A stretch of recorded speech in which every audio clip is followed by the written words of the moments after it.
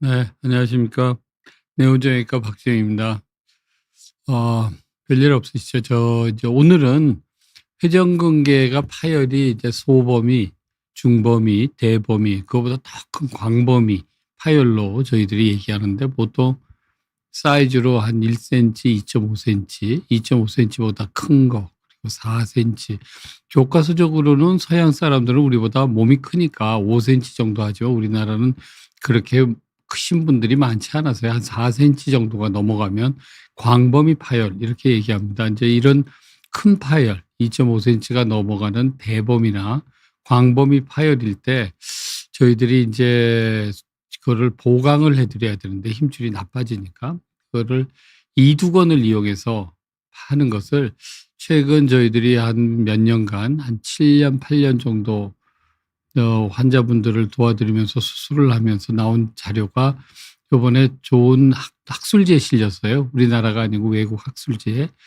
저희는 SCI 임팩트 팩터라고 표현을 하는데 거기에 견주관절 어깨 팔꿈치 관절 학회에서 가장 최상위에 있는 논문에 실려서 올해 그걸 가지고 저희가 이제 어떤 컨셉을 가지고 수술을 하는지 그거를 오늘 말씀드리고자 합니다. 그래서 제목을 이렇게 잡았어요.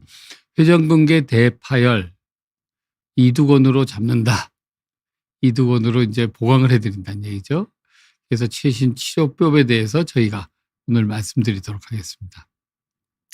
회전근개 파열이라 그러는 거는 이제 제목을 파열된 거, 커지면 생기는 문제점, 그리고 이제 저희가 이런 환자분들이 파열이 커질 때 사용하는 이두건, 이두박건이죠. 이두건, 이두박건 둘 다 씁니다. 이전하는 수술이고 이게 어떻게 하면 치료가 되는 건지를 말씀드리겠습니다. 먼저 간단히 회전근개라는 말씀을 드릴게요. 회전근개라는 건 어깨 관절의 균형을 잡아주는 4개의 힘줄인데요.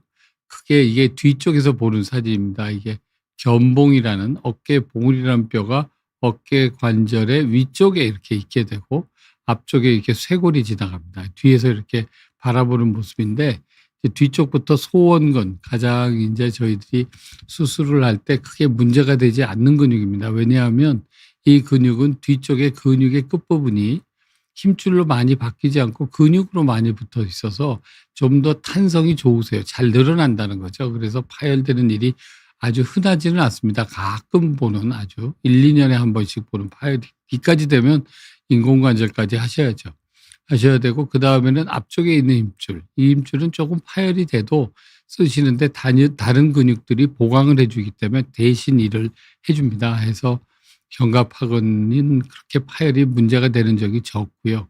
이제 저희들이 제일 문제가 되는 건 여기에 보이는 극상근, 극상근의 건, 힘줄이죠.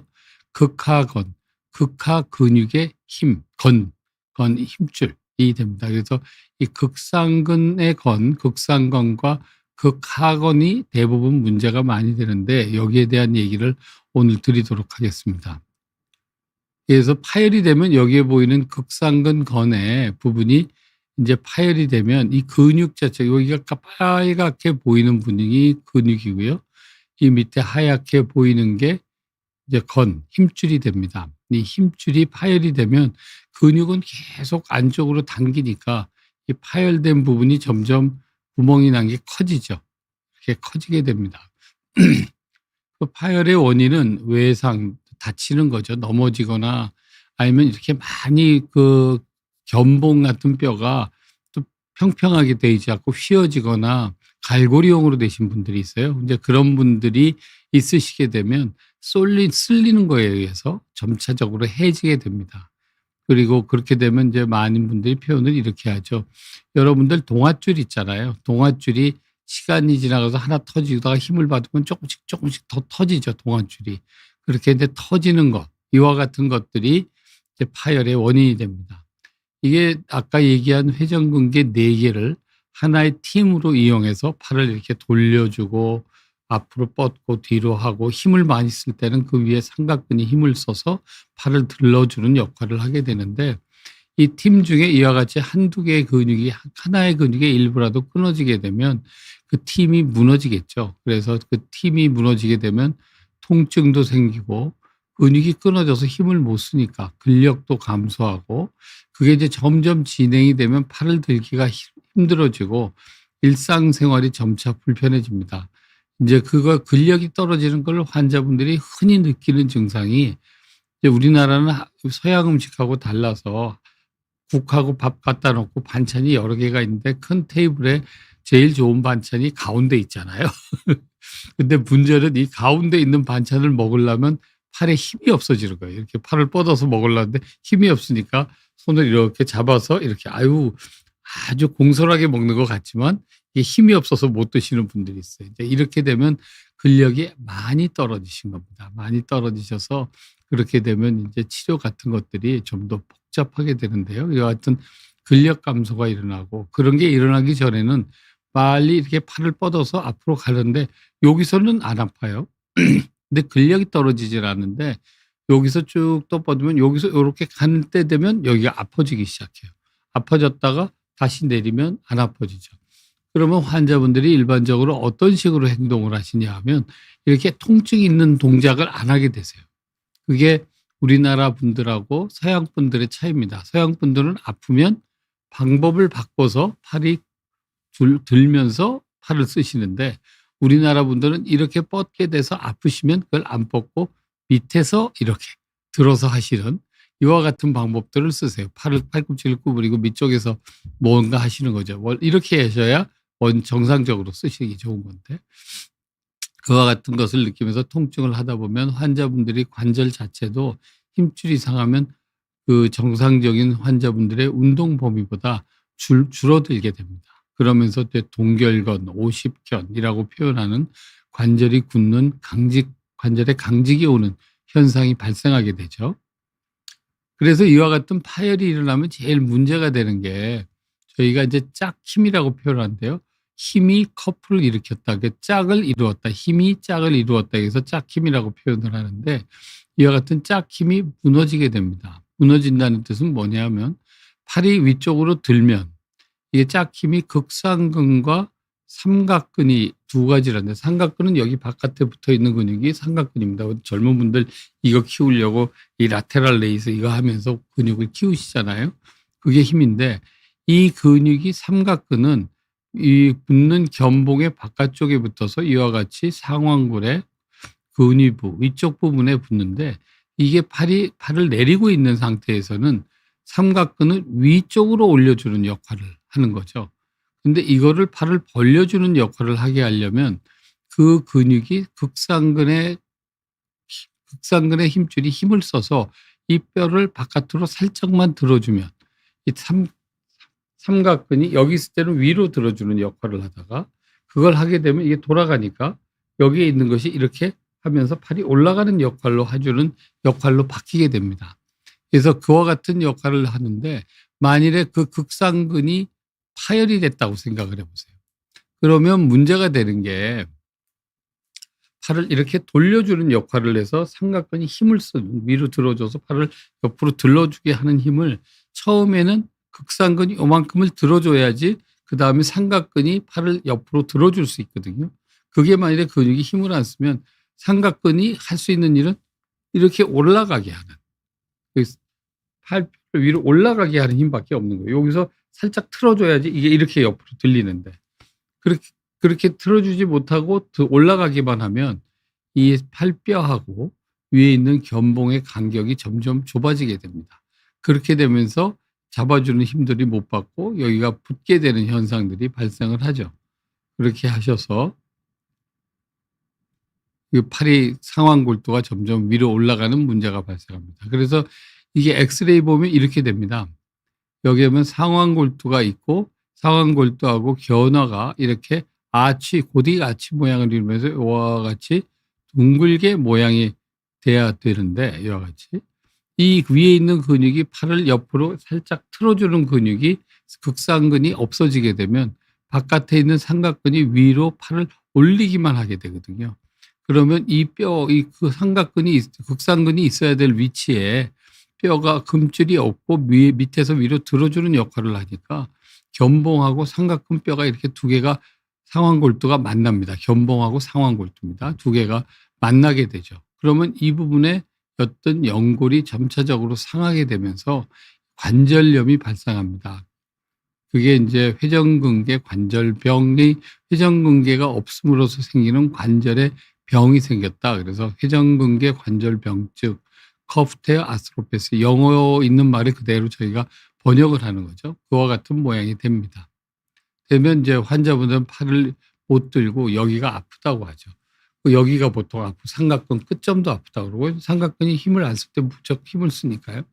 그래서 환자분들이 보통 어깨가 아프다 그러면 여기가 아픈 거다고 하는 거는 어깨가 아픈 게 아니고요. 목에서 문제가 오거나 아니면 뒤쪽에 근막통 증후군 같은 것들이 있을 때 많이 오시게 되는 병이 목하고 근막통 증후군이 오게 되고, 어깨 관절 자체에 문제가 있게 되면 지금과 같이 여기가 아프겠다고 얘기를 합니다. 왜냐하면 그와 같은 이유는 아까 보이던 이 부분에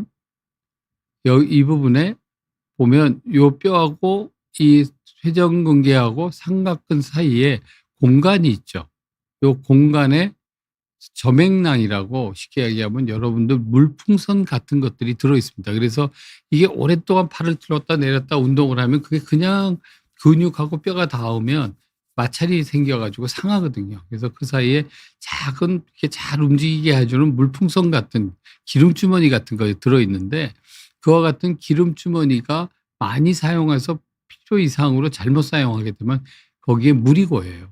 물이 고이면 그 물 고인 기름주머니가 여기서부터 여기까지 쭉 해서 밑에까지 내려옵니다. 그러니까 환자분들은 이 부분이 아프다고 보통들 얘기를 하십니다. 그래서 얘기 드린 것처럼 이와 같이 어깨가 아프다 그러면, 여기가 아프다 그러면 이거는 어깨의 회전근개 이 부분에 있는 병이 있는 경우에 대부분 어깨가 아플 땐 저렇게 옆을 만지게 돼 있어요.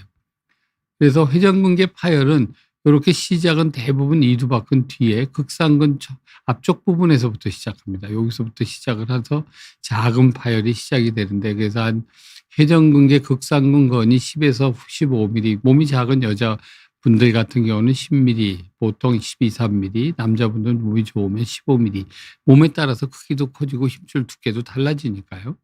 네, 되는데 10mm가 이제 넘어가서 이제 점점 늘 커지게 되죠. 왜냐하면 이 안쪽 부분, 위에 있는 부분이 근육인데, 근육이 당겨지면서 쉽게 말씀드리면 여러분들 바지에 지퍼 있잖아요. 이와 같이 지퍼가 있는데, 지퍼 있는 거를 이렇게 잡아당기면 좀 터졌어요.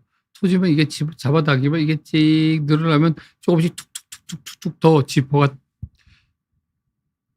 더 열리잖아요. 그와 같은 식으로 파열이 점점 커지게 됩니다.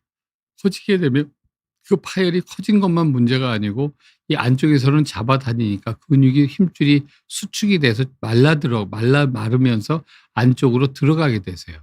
그러면 더 지나면 이제 이게 여기가 힘줄이라고 얘기를 해서 여기 하나가 터졌어요.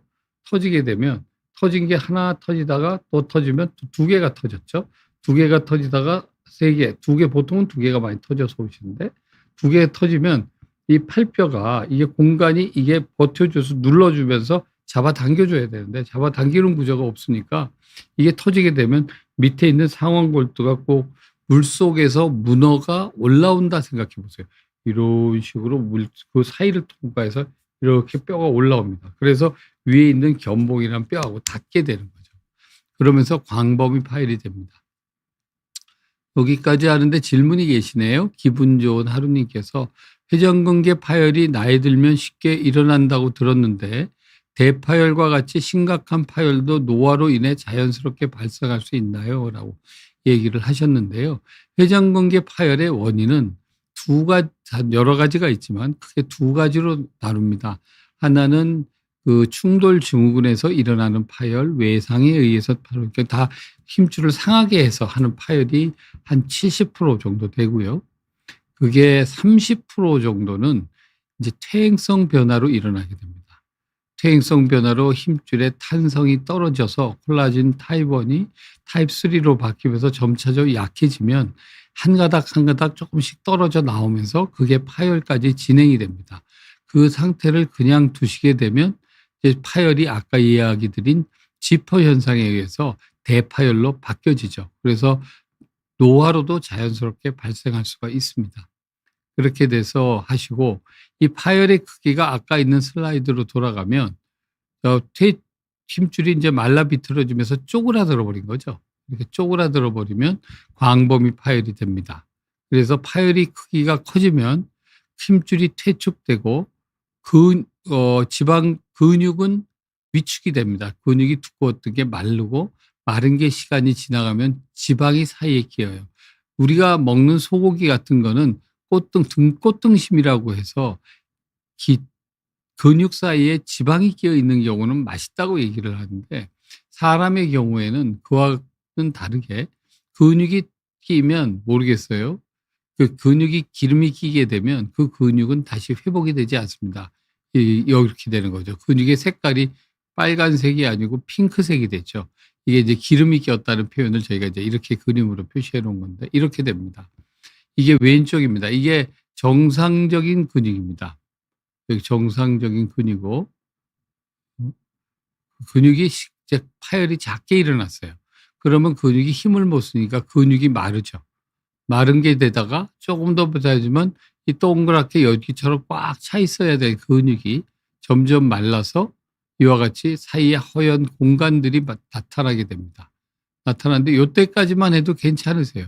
그런데 그걸 그냥 더 두시게 되면 근육이 마르는 것뿐만 아니고, 근육이 아까는 반보다 3분의 2 정도는 차지하는데 이건 반이 안 되죠. 반이 안 되는데, 더 문제는 이 사이에 하얗게 보인 것들이 기름입니다. 그래서 기름이 점차 끼면서 그 근육은, 기름이 낀 근육은 회복이 다시 수술을 해서 힘줄을 원래대로 붙여놔도 회복이 되지를 않습니다. 그래서 회복이 되지 않으면 그럼 무슨 일이 생기느냐. 수술을 하고 나면 이제 어떤 분들은 보면 아유 뭐 저는 예전만큼 운동 다 하고 골프 다 치고 스코어도 수술하기 전보다 더 좋아졌고요. 뭐 이렇게 얘기하시는 분은 대부분 이 왼쪽 두 상태일 때 수술을 받으신 분들이에요. 그런데 시간이 지나고 아유 뭐 보통 아프면 두세 달 아프시거든요.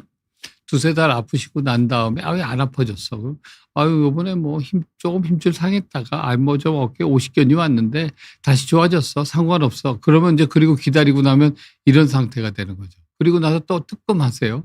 그리고 팔이 안 올라가고 관절이 굽고 뭐 두세 달 또 고생하다가 아유 지난번에도 좋아졌는데 뭐 이번에도 내가 스트레칭 열심히 해가지고 좋아지게 하면 이번엔 나는 극복할 수 있어. 이제 그런 자신감이 생기시죠. 그렇게 돼서 조금 지나면 이와 같은 상태가 됩니다. 그러면 근육은 위축이 돼서 말라버리고, 힘줄은 원래의 위치에서 뒤쪽으로 쪼그라들어서 퇴축이 되고, 그리고 더 지나서 하게 되면 근육이 힘을 안 쓰니까, 힘을 안 쓴 근육은 근육의 파이버가 이게 일자로 옆으로 서 있어야 되는데 서 있지를 않고 이게 쪼그라드니까 이게 점점 쓰게 되세요. 근육이 이렇게 가다가 뼈에 가서, 이게 학문적인 얘기인데요. 이렇게 해서부터는 파이버 모양이 이와 같이 옆으로 가는데 근육이 끊어졌잖아요. 끊어져서 떨어지게 되면 근육은 쪼그라드니까 점점 이렇게 쪼그라드는 거예요. 그리고 마르죠. 점점점. 말라버리게 되면 근육 파이버가, 이렇게 누워있던 근육 파이버가 위로 서요. 그럼 그 사이에 공간이 생기거든요. 그 공간 사이사이에 기름이 끼게 됩니다. 그 기름이 끼게 되면 이제 근육이 다시 늘려도 그 기름이 없어지는 게 아니라 말라버린 근육이 힘을 못 쓰게 되는 거죠. 그리고 그 사이가 지나고 나면 이와 같이 완전히 말라버려서 이제 이와 같은 상태가 되면 힘줄을 수술을 해달라고 부탁을 하셔도 저희가 해도 재파열이 되고 결과가 안 좋기 때문에 저희가 이럴 때에는 아유 그렇게는 해드리지 못하고요. 이런 방법으로 수술을 하셔야 됩니다. 라고 얘기를 하는 게 이렇게 됩니다. 그래서 크기가 다른 방법으로 하셔야 되는데, 크기가 클수록 봉합하기가 힘들어진 게 이제 회전근개 파열인데, 끊어진 게 이렇게 작게 있을 때는 우리가 교량형 방법으로 이와 같이 교량같이 힘줄 끊어진 데 힘을 박아서 이와 같이 뼈에다가 갖다가 고정을 해서 위에서 꽉 눌러서 힘줄이 뼈에서부터 피가 나와서 힘줄하고 엉겨붙게 딱 다시 원래대로 돌아가게 만들어 드립니다. 그러면 보통 힘줄이 힘을 받는 정도가 한 달에 10%씩 늘어나거든요. 그래서 한 6개월이면 60% 정도 힘을 받고, 그 정도 힘을 받으면 웬만한 일들은 하실 수가 있습니다. 그렇다고 막 쌀가마니 지고 이런 것들이야 힘드시겠지만 그 정도는 하실 수가 있어요. 그런데 이제 문제는 이렇게 된 거죠. 파열이 너무 커져서 힘줄이 있던 게 이렇게 떨어져만 있어서 붙는 상태가 아니고 그것이 위축 근육이 위축되고 힘줄이 퇴축이 돼서 이렇게 쪼그라들어서 완전히 떨어져 버렸어요. 그러면 여기 속에 있는 걸 잡아 당겨다가 붙여야 되거든요. 이제 그렇게 될 때 수술이 저희들이 할 때는 시간이 많이 걸리고 프로시저가 복잡해지고 그다음에 하는 일이 많아지고 근육은 말라 있으니까 재파열될 확률이 높아지게 됩니다. 그래서 이럴 때는 이제 수술을 저희가 여러 가지 방법을 이용해서 사용을 하게 됩니다. 그래서 하게 되는데 그런데 이제 이와 같이 회전근개 봉합하면 회전근개 파열이 어려워지는 거는 이제 문제가 재발생률이 생긴다는 겁니다. 그래서 태어 사이즈가 제곱 센티미터로 우리가 되었을 때 작았을 때는 이거는 저의 통계가 아니고 저기 미국의 아메리칸 저널 오브 스포츠 메디신이라는 저 세비어 우가 쓴 논문인데요. 근데 이거는 임팩트 스코어가 지금 현재 한 6.5. 오늘 지금 논문 얘기 드린 게 임팩트 스코어 4점 되는 논문이거든요. 된 논문이라 전 세계에서 스포츠의 가장 높은 임팩트 팩터를 가지고 있습니다. 네이처나 사이언스 같은 게 임팩트 팩터가 12 좀 넘거든요. 거기에 한 반 정도 되는 논문이다라고 생각하시면 됩니다.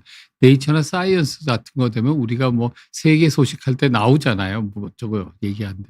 근데 저희 분야는 워낙 분야가 아주 좁은 분야만 저희들은 연구를 하고 있기 때문에 임팩트가 막 10 넘어가게 만들 수는 없습니다. 그게 인용 지수이기 때문에요. 하지만 이게 스포츠에서는 제일 높은 인용 지수를 올림픽 공식 저널 잡지가 한 2.5 정도 되거든요. 그러니까 그거보다 한 6이 넘으니까 그건 한 2배 반 정도 넘는 거죠. 그러니까 아주 높은 임팩트 팩터를 갖고 있는 논문인데 거기에 쓴 논문입니다. 이게 사이즈가 작을 때는 재파열률이 10% 정도밖에 안 되던 게 사이즈가 8제곱센티미터 정도로 더 커지게 되면 재파열률이 한 55%까지 올라갑니다. 다시 수술을 하고도 찢어질 확률이 높아지는 거죠. 그 이유가 힘줄이 말라버리고 위축이 오고 퇴축이 되고 한 것 때문에 이제 그렇게 되는 것으로 되어 있습니다. 그래서 광범위 파열은 재파열될 확률이 40% 이상이다. 여기서부터는 이제 대범위, 광범위 범위 파열이거든요. 그래서 여기 보면 40 한 3%쯤 되겠죠. 5%. 그리고 광범위 파열이 되면 50%가 넘어가는 이거는 저 수술의 결과가 아니고 전 세계적으로 나와 있는 논문을 취합을 해서 그 논문의 여러 가지 수술 방법을 가지고 다 섞어서 그랬을 때 재파열률을 지금 보여드리고 있는 겁니다. 그래서 이와 같은 종류의 재파열률을 가지게 됩니다. 그래서 이제 이렇게 되니까 저희들이 하는 게 이제 다시 수술을 해서 붙여드려도 근육 상태가 워낙 힘줄 상태가 안 좋으니까 힘줄을 봉합하는 방법으로는 안 되겠다. 그래서 이 상완골두가 이미 문어머리처럼 이렇게 표면 위에 올라오고 하면 할 수 없이 저희가 그 힘줄 붙일 생각을 하지 않고 역객석 어깨 인공관절을 해서 그 관절을 써먹을 수 있게 만들어 드리는 방법을 저희가 치료를 해드리고 있고요. 그러니까 너무 늦게 오신 분들은 저희가 봉합을 해드릴 수가 없습니다. 그렇게 근데 그런 분이세요. 그런 분인데 이 일을 젊었을 땐 너무 많이 했어요. 너무 많이 하고 그러다가 파열이 돼서 수술을 하고 또 일을 너무 열심히 하셨어요. 그래가지고 또 파열이 되고 또 파열이 되고 그래서 수술을 2-3번을 했어요. 그러신 분들은 나이가 40대에 인공관절 할 수는 없잖아요. 그러니까 어떻게든 인공관절을 하지 않고 그 인공관절 할 때까지 써먹을 수 있게 해드릴 수 있을까 해서 하는 방법으로 상부 관절막 재건술이라는 수술을 합니다. 이거는 위쪽에 힘줄을 원래대로 붙일 수가 없으니까 힘줄을 갖다가 붙여서 그 힘줄을 자가 힘줄도 쓰고 인공 힘줄도 씁니다. 갖다 붙인 다음에 이 힘줄로 이 밑에 공간을 만들어서 팔을 쓸 수 있게 만들어 드리는 수술법입니다. 근데 이거는 이제 기능적으로는 근육을 다시 붙이는 게 아니니까 기능은 떨어지겠죠. 하지만 인공관절까지는 하시기에는 너무 나이가 젊으신 분들 같은 경우에는 이와 같은 방법으로 저희가 치료를 해드릴 수가 있습니다. 그래서 이제 그와 같이 인공관절하고 저 상부 관절막 재건술을 하고 하는데 그와 같은 걸 말고 어떻게 하면 외부에 있는 힘줄을 가져다가 당겨다 가져다 쓰면서 보강해 드리는 게 아니고 그 관절 속에 있는 것을 가지고 어떻게 보강을 해 드릴 수 있을까라고 생각을 해서 새롭게 등장한 치료법이 이두건 이전술입니다. 이거는 아주 영광스럽게도요. 우리나라에 계시는 그 교수님이 개발을 해 주셨습니다. 그래서 정말 브라이트한 아이디어예요. 그전에는 이두박근이라고 하는 게 미국에서는 유럽이죠. 미국 프랑스의 파스칼 보알로 친한데 파스칼 그거를 그 친구는 별명이 바이셉스 킬러예요. 학문적으로 이제 우리 학회에서 우리 제 바이셉스 킬러야. 왜? 저거 이두박근이 그냥 놔두면 자꾸 해지니까 회전근개 수술을 잘 해놔도 거기가 상하거든요.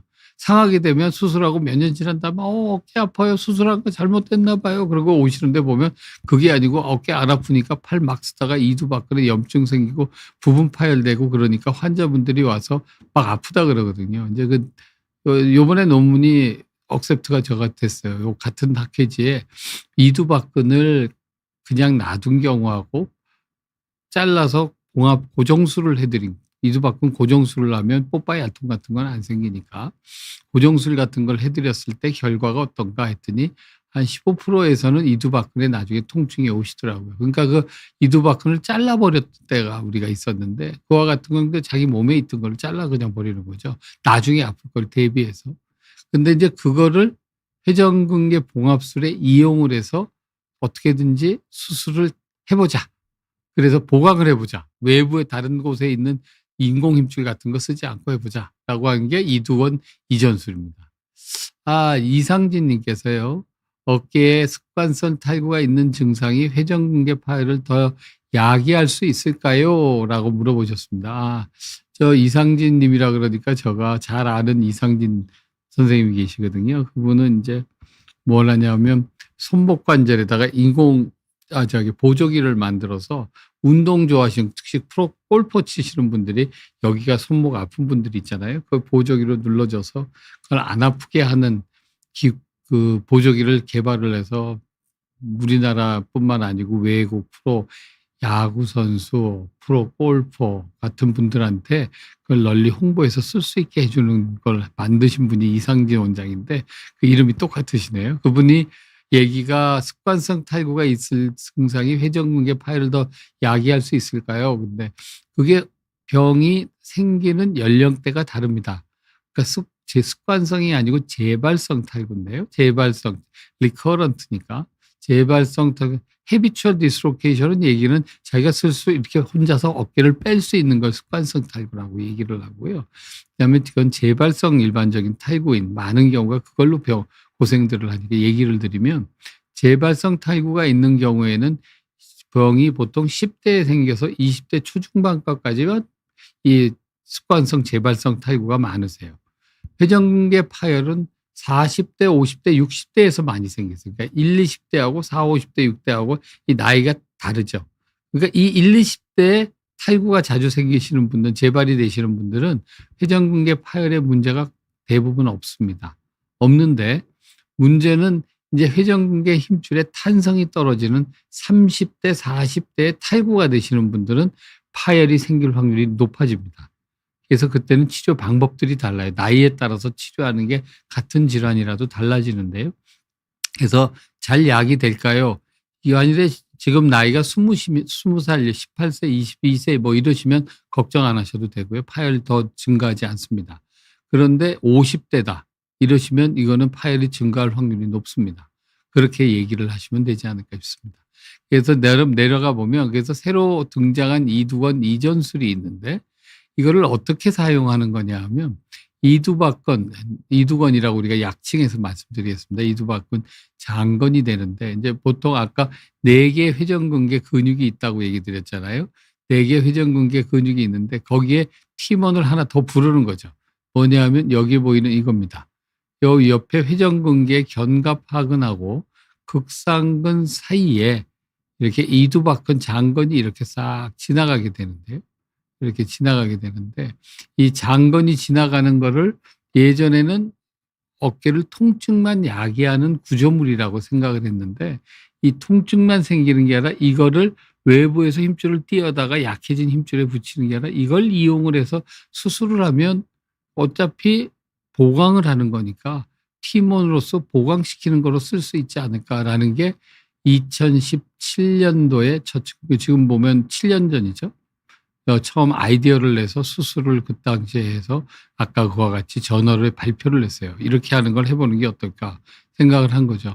그런데 이제 그 이두박근 장건은 여기 단건하고 장건하고 두 개가 있는데 이두박근의 원래는 골칫덩어리였습니다. 그러니까 계속 염증이 일고 부분 파열이 되고 이두박근 장두건이 파열이 되면 이렇게 됩니다. 이게 여기서 뚝 끊어지게 되면 그 근육이 수축을 해서 밑에 뽀빠이 알통이라고 저희들이 표현을 하는데 이 근육이 밑으로 흘러내려온 거죠.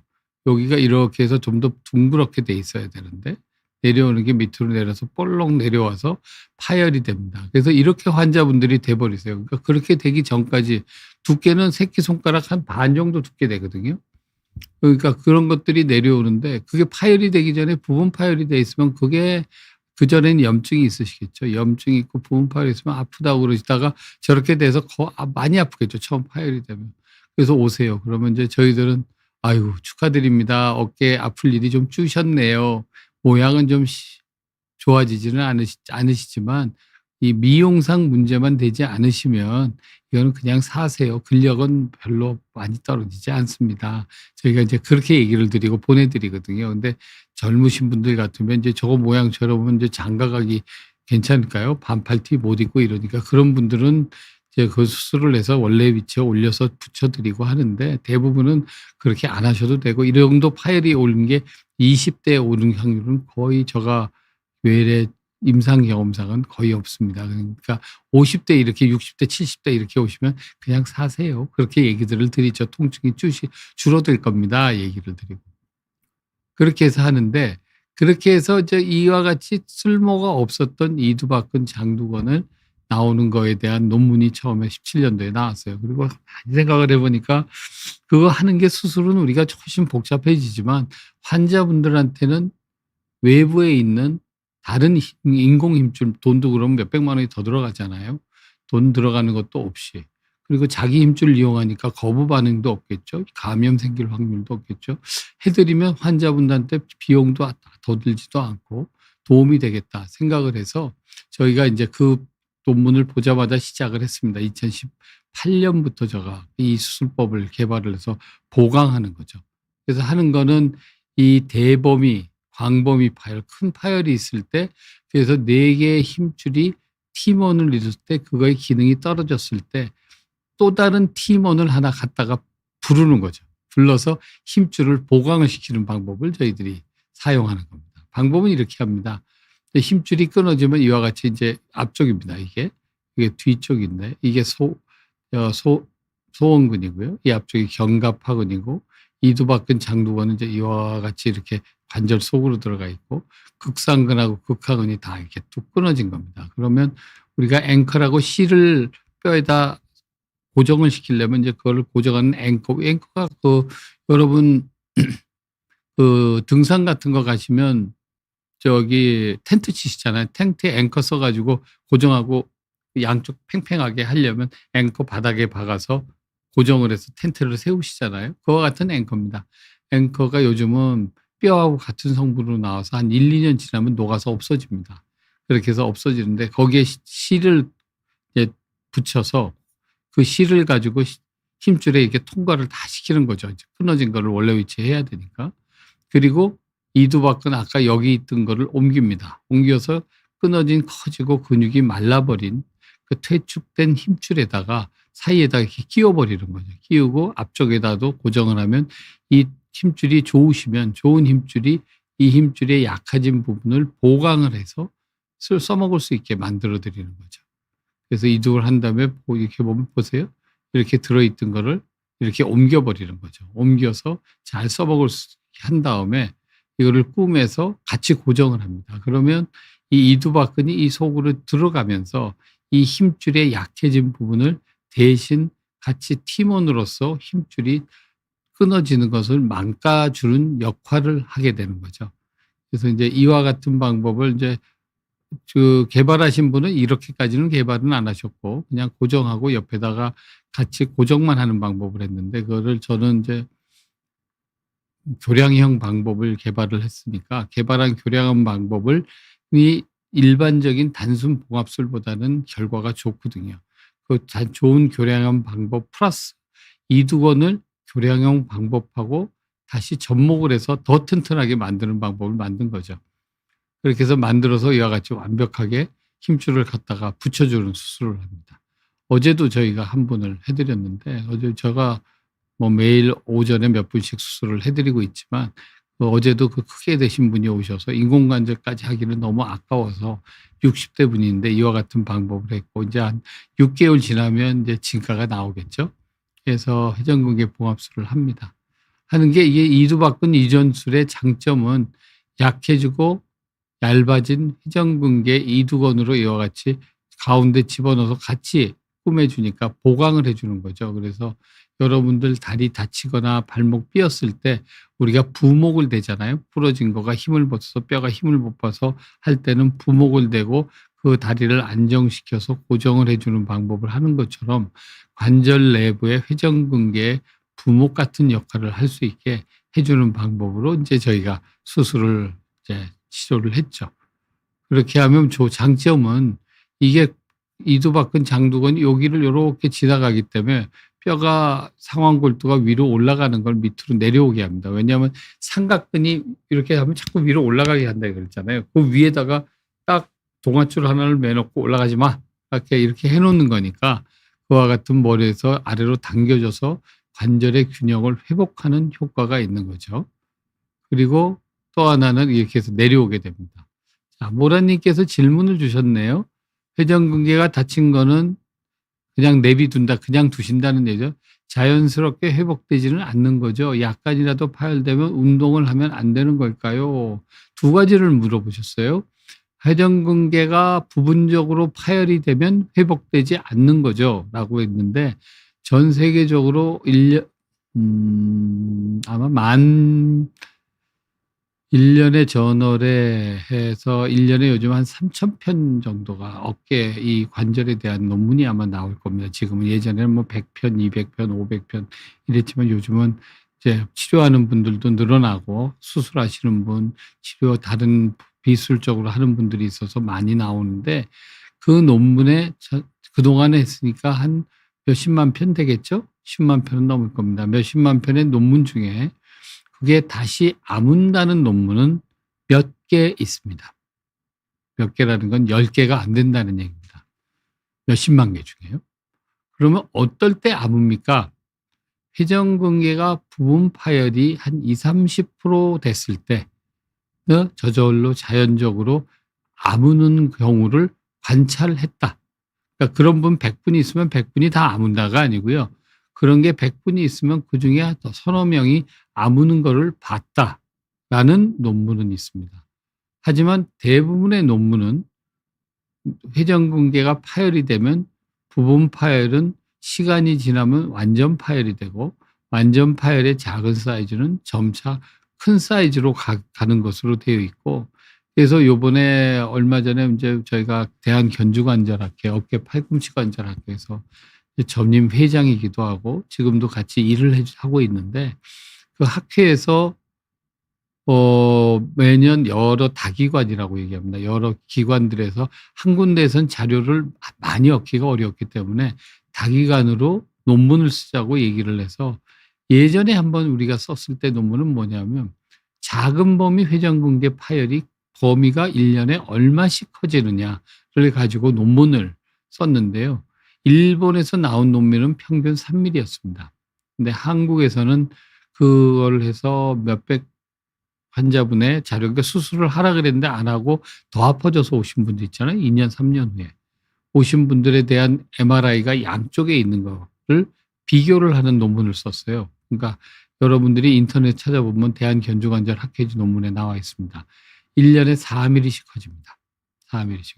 아마 일본 사람 분보다 우리나라 분이 더 활동적으로 사셔서 그런 것 같고요. 올해는 논문을 이제 부분 파열이 완전히 끊어진 게 아니라 불완전하게 부분 파열된 분이 점점 커지는 정도가 어느 정도 되느냐. 그것도 이제 MRI가 양쪽에 다 있어야 돼서 그거를 가지고 이제 올해부터 한 2년 정도 전국 대학병원 저희도 이제 같이 거기에 포함이 돼서 하려고 하는데 그와 같은 것을 저희가 자료를 만들어서 논문을 한 후년 정도는 만들지 않을까 싶습니다. 그게 논문이라는 게 만들면 뚝딱 만들어지는 게 아니거든요. 그래서 회복은 거의 되지 않습니다. 않는 걸로 돼 있고 약간이라도 파열되면 운동을 하면 안 되는 걸까요? 운동을 하셔도 되는데요. 운동이 힘줄에 자극을 주는 운동을 피하셔야 됩니다. 자극을 주는 거는 팔을 너무 멀리 뻗는다든지 손등을 유리해서 팔을 든다든지 하는 동작들이 들어간 거는 힘줄 견복 밑에 계속 걸리게 되거든요. 걸리면 힘줄이 상하니까 그런 운동은 하시면 안 되는데 그런 거하고 상관없는 운동법들은 여러 번 얘기를 드렸으니까 찾아서 그런 운동을 주로 하시는 게 더 좋지 않을까 싶습니다. 그래서 그렇게 해서 이제 모양을 균형을 관절의 균형이 이렇게 올라간 거를 이두박근 이전술을 해서 내려서 원래의 관절의 균형을 회복하게 되죠. 이와 같이 간격도 만들어 드리고 장점으로는 이제 이두 고정술을 보절수가 있고 고정한 거하고 똑같은 거니까 이두박근 아까 얘기 드렸잖아요. 어떤 분은 바이셉스 킬러라고 잘라버리는 분인데 저는 차마 자르지를 못하겠더라고요. 그래서 다른 부위에다 고정을 해서 걸리지 않도록 안 아프게 해드렸거든요. 근데 그거를 잘라서 고정해 드리는 건 대신에 이두박근으로 보강을 해드리니까 버리는 거를 오히려 더 써먹을 수 있는 거로 더 보강하는 걸로 만들었으니까 마이너스에서 제로만 돼도 좋은데 마이너스에서 플러스를 만들어 드리는 거죠. 그렇게 돼서 좋고 그거를 그냥 뒀을 때에 비해서 염증 파열 등으로 해서 통증이 나중에 추후에 약 한 17%에서 생깁니다. 올해 나올 이제 논문의 결과를 얘기 드리면 예방하는 효과가 있습니다. 그래서 이와 같은 이두건은 좋은 점이 관절경으로 모두 수술하는 시야에서 바로 옆에 있는 이두건을 옮기는 거기 때문에 추가 상처를 안 만들고 바로 수술을 할 수가 있는 게 되고요.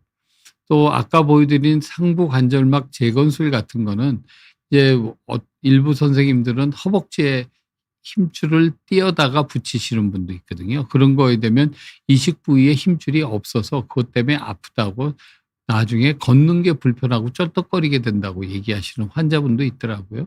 이런 거에 합병증 같은 위험성이 없습니다. 인공 힘줄을 쓰면 비용 문제도 더 들어가지만 또 문제가 되는 건 거기에 대한 그게 잘 붙어줘야 되니까 붙어줄지 안 붙어줄지에 대한 것도 걱정들이 되고 그게 이제 사람 몸에 인체에서 나오는 것도 있지만 대부분 소 같은 것에서 나오는 그 근막이나 아니면 피부 밑에 있는 구조물들을 이렇게 처리를 해서 저희들이 쓰고 있거든요. 그와 같은 것들에 대한 문제점도 우리가 자기 거를 자기 거에다 갖다 쓰는 거니까 문제점이 없게 됩니다.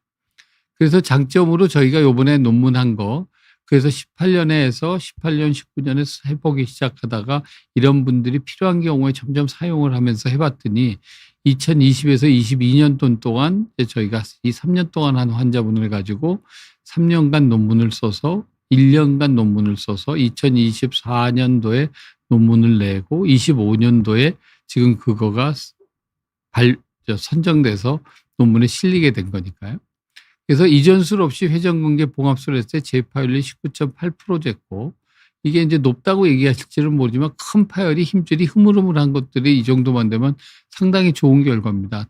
다른 논문은 아까 보여드리신 것처럼 20%에서 한 70% 아까 평균 한 50% 된다고 얘기 드리잖아요. 그 재파열이 있는데 대범위 광범위만 얘기 드립니다. 근데 그걸 저희가 할 때는 한 20% 정도 됐었는데 이두근 이걸 같이 하니까 그 파열률이 거의 반으로 줄었어요. 9%.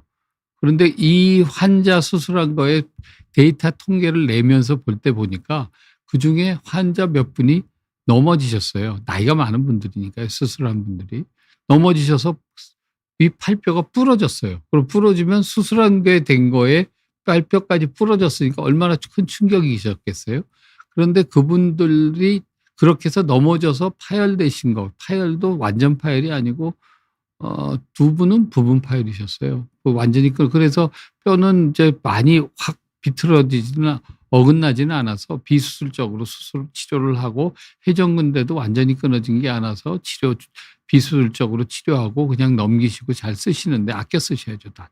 대신 그런 거에서 골절될 정도로 돼도 힘줄이 파열이 되지 않은 분들이 계시더라고요. 그러니까 상당히 보강하는 팀원으로서의 역할을 해 주는 치료법이다라고 이제 논문을 냈습니다. 그랬더니 그 학회지에서 그걸 피어 리뷰어라고 리뷰하시는 분들이 "야, 너 그러면 그 부러진 사진 좀 보내 봐." 그래 가지고 그 부러지신 분들 사진 다 해 가지고 보내고 정말이네. 그러고서 1년 번호 사진, 수술 영상, 논문은 거짓말이 있으면 안 되니까요.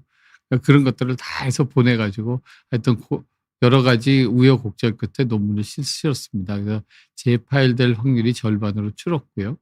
그게 요번에 인제 Article in Press라고 돼 있죠. 지금 게재돼서 출판될 예정인 논문으로 2025 년에 요번에 나온 논문입니다. 그래서 저희 생각으로는 인공관절로 이미 너무 늦어서 관절염 생기시고 한 분은 안 됩니다.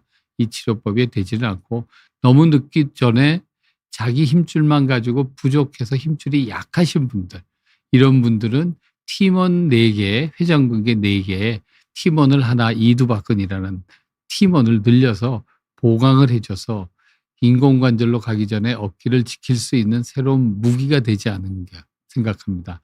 이두건 이전술입니다. 그래서 이와 같은 방법으로 이제 저희 다 치료를 하고요. 인제 이건 뭐 저희 얘기고. 저희가 얘기는 오늘까지 됩니다. 마지막 질문 받고 요번 시간 마치겠습니다. 김마리 님이 "안녕하세요. 저는 하루 종일 괜찮다가 저녁쯤 되면 어깨 날개 뒤쪽 날개 축지 부위가 찌릿찌릿하게 아프면서 왼쪽 팔에 힘이 없어지는 중 합니다. 어깨에 문제가 있는 거 아닐까요?" 라고 얘기를 주셨어요. 자, 이거는요, 대부분 경우에 자세가 너무 안 좋아서 그러세요. 일을 하루 종일 하시고 뭘 하다 보면 어깨가 이렇게 딱 뒤로 넘어가서 뒤에 있는 근육이 잡아줘야 되는데요. 일을 하시다 보면 어깨가 점점 앞으로 몰려서 이와 같이 되거든요. 이와 같이 어깨가 되면요, 뒤쪽에 있는 근육 툭툭 넓이가 한 요 정도 돼야 된다고 생각을 해 보세요. 이렇게 돼 있는 근육이 양쪽에 붙어서 이 뼈 있는 부분을 이렇게, 이게 이제 뼈라고, 이 손가락을 근육이라고 생각하고 이 손바닥 손등에 있는 거를 뼈라고 생각하면 이와 같은 두께 넓이가 돼 있어야 돼서 양쪽 척추에 이렇게 붙어 있어야 되거든요. 견갑골이 붙어 있는 게 점점 팔이 앞으로 나오면 이게 점점 씩 늘어나게 됩니다.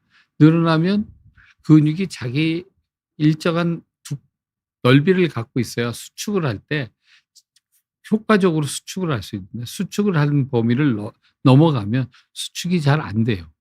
안 되시게 되면 그게 아픈 부위가 날개 축지 부위로 아프시다고 그러죠. 그런 분들은 하루에 1시간에 한 5분 정도씩 가슴 펴서 어깨를 이렇게 쭉 펴주는 운동을 좀 꼭 열심히 해 주세요. 이거를 해 주거나 더 좋은 거는 엘보 푸시업 같이 근육을, 등 쪽에 있는 근육을 키워 주시게 되면 아마 한 3 주에서 4 주만 하셔도 그 효과를 보실 수 있으리라고 생각합니다. 꼭 한번 그걸 실천해 보시도록 하십시오. 네. 오늘은 질문 요까지 받고요. 오늘 강의는 이두건 전이술, 이전술, 인공관절로 가기 전에 어깨를 지켜 드릴 수 있는 새로운 무기에 대해서 말씀드렸습니다. 감사합니다.